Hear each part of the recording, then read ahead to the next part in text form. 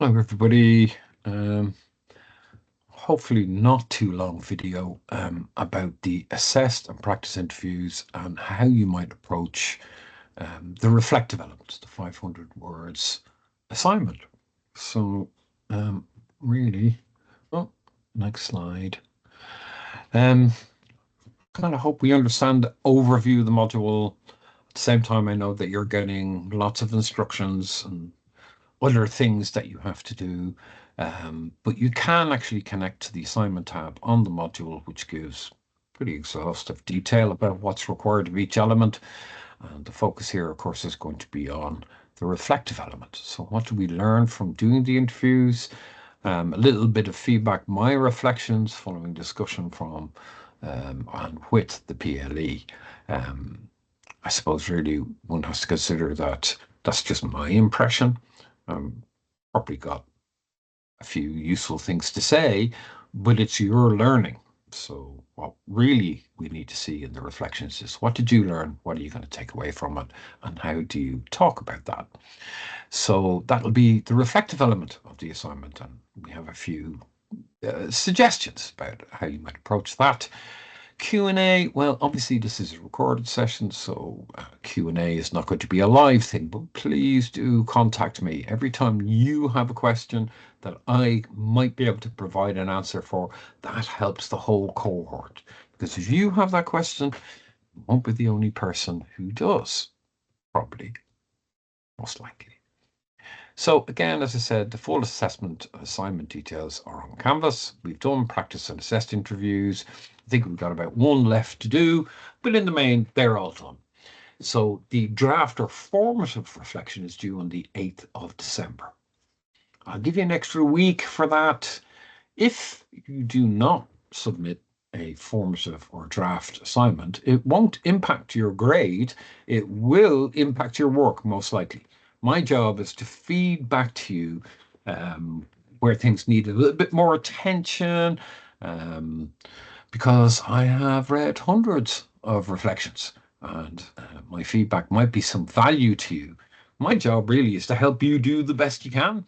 One of the again and again and again, we see this. If you do drafts and get feedback, it really does improve your final version.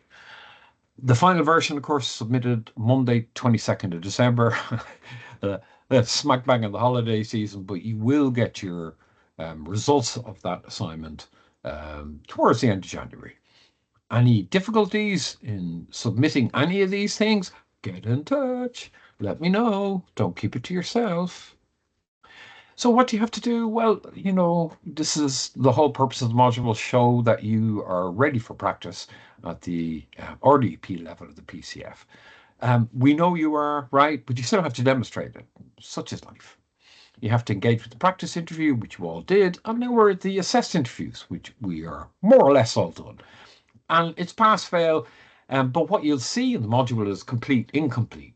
Slightly different wording, I will admit, but it's the same thing.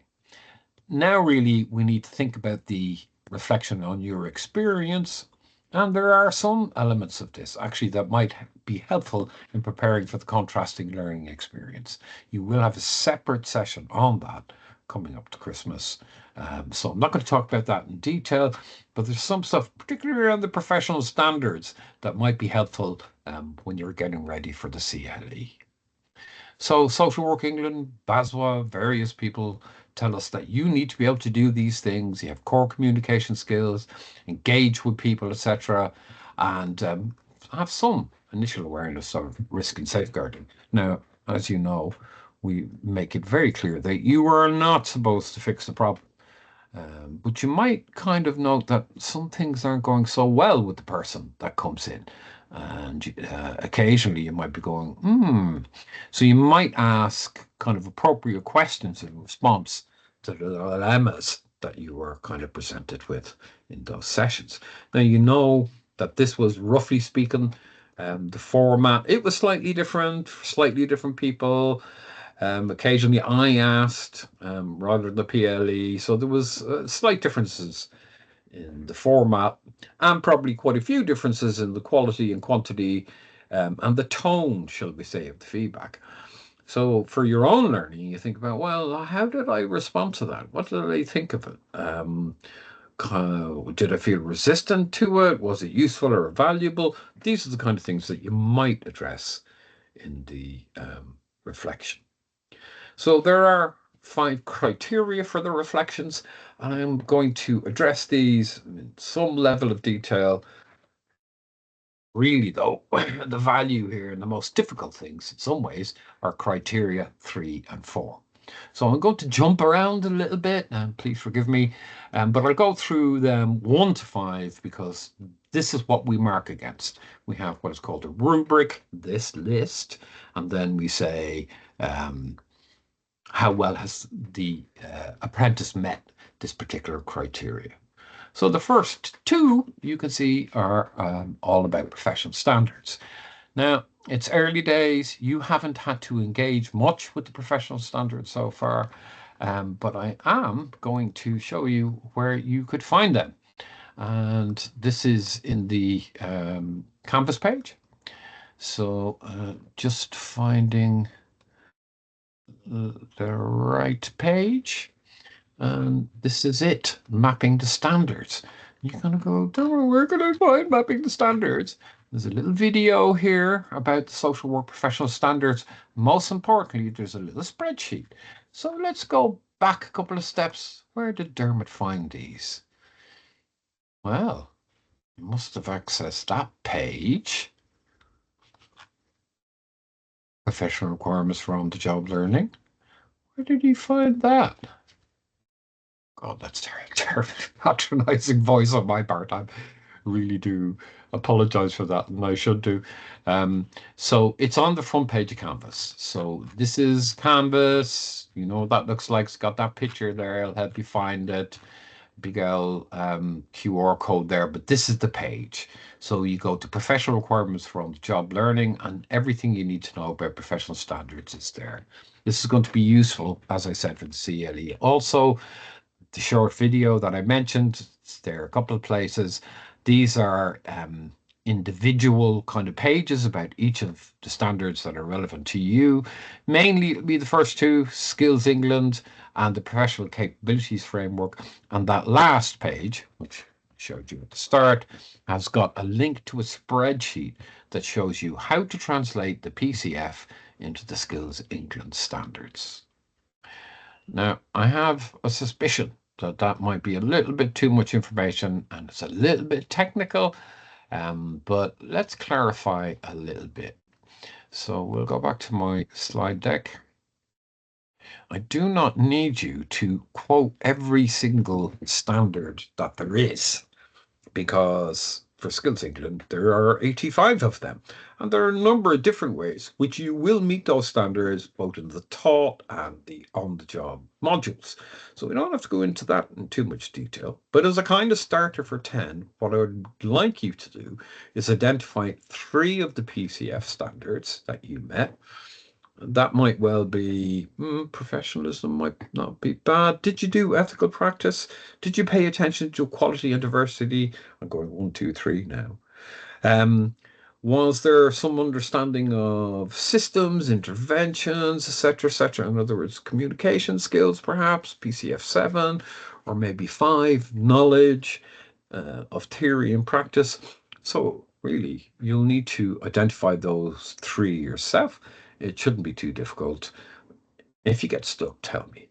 Once you've found those 3, you can just record them as a little line. You can just put brackets, PCF 6, close brackets. How do I do the Skills England standards, Dermot? Go to the spreadsheet, find the PCF standard, and there's a mapping document that shows what the Skills England equivalent for the PCF is. So really, it's quite detailed and technical, but it's the kind of thing that will become very self-evident once you look at the spreadsheet. I anticipate we may need to have more discussion about that, but we have time to do so. If necessary, I'll do an online session to see if we can get a bit more detail around that.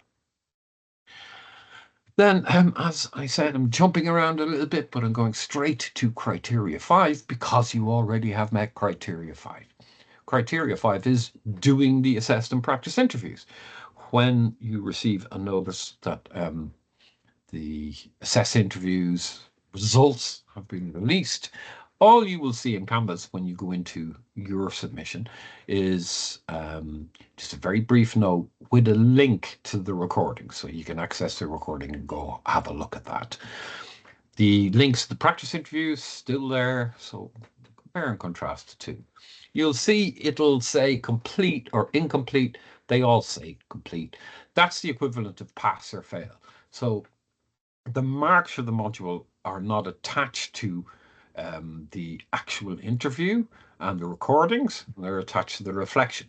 So you get the pass or fail element just by completing the interview, really. You have to turn up. Money for all rope, you would say. But of course, it wasn't that easy, was it? Not consistently, anyway. All right, then. So two of the what I might call the reflective criteria. One is about knowledge, skills, and values. You probably don't recognize the wording for this, but it comes straight out of professional standards for social work education. But really what I'm asking here for is your own reflections on the interview. Did you learn anything? Did you learn anything between the practice and the assessed interviews? Have you thought about them since? Is there anything worth kind of pointing out? And is there any learning that you will take on into the future? So I'll have a look at some reflective models to see if that will help perhaps structure your essay, and we'll come back to that shortly. So the next bit is model skills and interventions. Were there particular communication skills that you use, like motivational interviewing, open questioning, other active listening, perhaps, things of that nature? So I don't need to see a huge amount of references in this piece. It's only 500 words. But as a kind of a guideline, I'd like to see you cite 3 pieces of literature in whatever one of the criteria that you're aiming for. But it's likely that it will be here, because if you're going to cite a practice model or approach on your course, you should always reference it, essentially.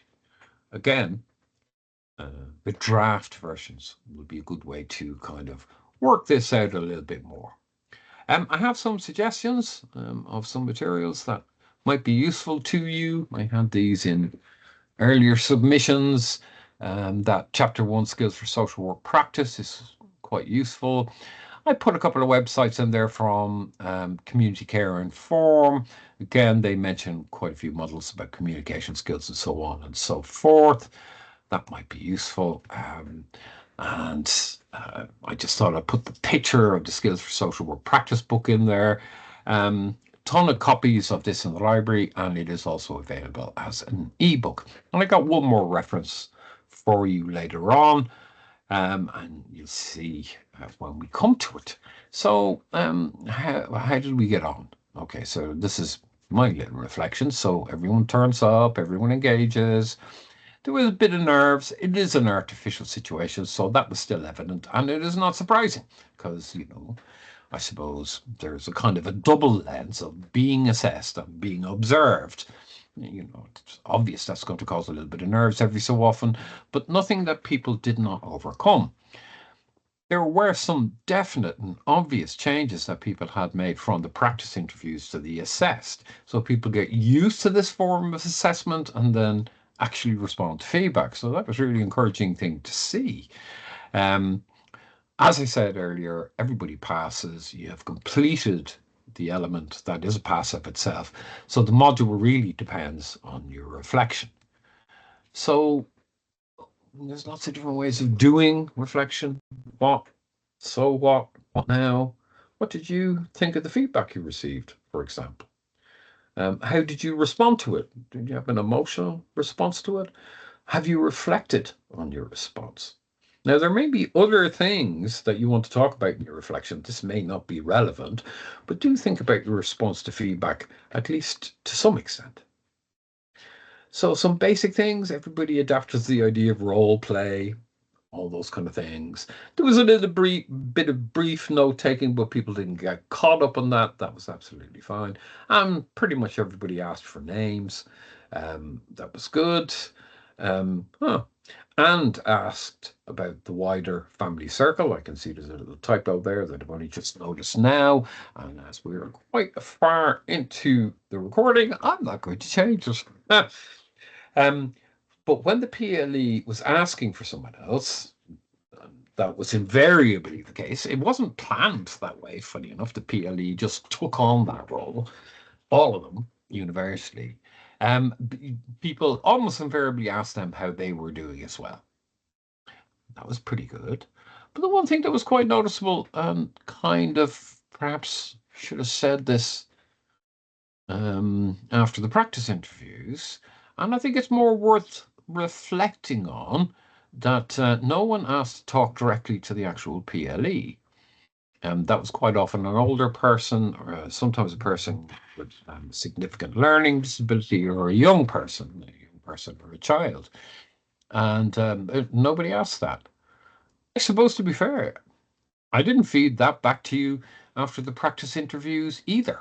It was just a pattern that became very self-evident at the end of the assessed interviews. Worth thinking about, perhaps, or reflecting on. So you did do an earlier session on reflection, and that has a recorded version of that session on the module. So that's a much broader brushstroke kind of thing about reflection and practice and why that's important to social work and so on and so forth. But let's kind of narrow it down a little bit to think about reflective writing. Um, uh, it's worth looking at that session. I have to tell you, there's a lot of good material in it, but it might be a little bit too much material. So there are several models. Well, there must be 6 or 7, and that's just the 6 or 7 I picked because I guarantee you there are more. Some of the longer ones, they might not be so useful in this context. They might be better for actual reflecting on practice in the workplace, in supervision, things of that nature, in some of the longer assignments. Um, but the models do offer structure and clarity, so are worthwhile taking on board. And I would suggest maybe Barton, Kolb, Greenaway. But as I say here, you do you. Now, I will actually kind of just briefly mention those models. I kind of think because they're easy to use, you get good structure out of them, they don't go on too long. I think they might be helpful really for this particular assignment. I've also added a chapter, Reflective Practice Writing and Professional Development. Now, it's kind of just interesting learning full stop, even though you can see it's about 15 years old. I say it's still valid, it's still good. And she's talking about something slightly different, which is reflective practice writing, which is more about using writing to reflect in on practice in the workplace, really, her focus is on. But she extends that to how learners, apprentices, students, etc., might use it. So it's just useful, full stop, as a bit of learning, and it might help you a little bit with this assignment. But if there's lots and lots written about reflection, and basically a lot of people come up with this similar or same idea, which is that there are 3 levels of reflection, that non-reflectors are descriptive. So you just describe what happened. That's not really moving us on any further. It just gives us the facts. It doesn't give us the feelings, the thoughts, or the learning.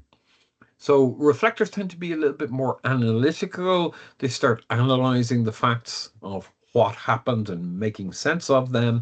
And critical reflectors are often considered to be transformatory. The difference here is the analysis then leads on to what am I going to do differently in the future? And you'll see versions of this from different writers, different social work theorists, and so on throughout your course. So when you are writing this, they all start off with some descriptive element. So it's kind of tempting to just describe everything that happened, and that will be missing the point here. You just want a short description, maybe 100 words, maybe 150 words, something of that nature, that gives enough detail about your experience and what was important to you and what actually happened. It needs to be a bit of structure in there, obviously. And you, as much as you possibly can, try to make it an objective. Just say, this is what happened. So that's fairly straightforward. It says here, it's quite useful hint and tip actually, thoughts and feelings are recorded rather than coloring the account, meaning that you can't say what the thoughts and feelings are, but we can develop that further when we get into the analytical elements. So, a deeper understanding might be looking at constituent parts, maybe of a process, maybe your understanding, maybe looking at positives, negatives, and in particular, challenging assumptions, because this is generally assumptions is where we go wrong in social work. Connections, maybe the connections might, in this instance, be across the practice and the assessed interviews, or there might be somewhere else entirely. I have no idea. It's your learning, as I keep on saying, so you make the connections and try to bring them forward in this piece. External resources, yes. Theory, please. As I said, two or three references is really what I'm looking for to show that you're drawing on some theoretical background. And so really what you're doing is you're showing your process, where you started, what it felt like, and then where you ended up. Now, these points, the bullet points here, are suggestions. I'm not saying, oh, you must follow this, if you see what I mean. They're just suggestions because reflective writing, is necessarily very personal. So it's going to be different and different emphasis and different slant for each individual learners. Having said that, here's three models that might actually be very useful. So Borton, this is very old, as you can see, from 1970. But people have been commenting, writing about this ever since he developed it. So still good and straightforward. What? That's the observation itself. So what? What did you take out of it? And now what? What will you do in the future? Or it could look like this, describing the event or process as the what. The so what involves both thinking and analysis and drawing some conclusions. And once you draw conclusions, you're into the now what, and you can perhaps set some future goals and actions. They don't have to be big, massive things. If you took away 1 or 2 points from the experience, that would be great. So other called very kind of popular, still kind of used on a regular basis, and you can see that there is great amount of similarities between this and Borton's last model. I suppose the abstract conceptualization is slightly different, as is the active experimentation. So it's not only I intend to do this, part of the process is I did this and this is what happened. So yeah, subtle perhaps the difference between the two, not that much difference. People like it. What can I say? People use it all the time. It seems to be a very effective way of doing things. I added in Greenaway's 4F's model. Funny enough, that comes from much more active practice, in particular adventure play and forest schools and learning of the countryside kind of a thing. So he calls this learning by doing. But facts, again, same thing. Feelings, um, just impacting the emotional content.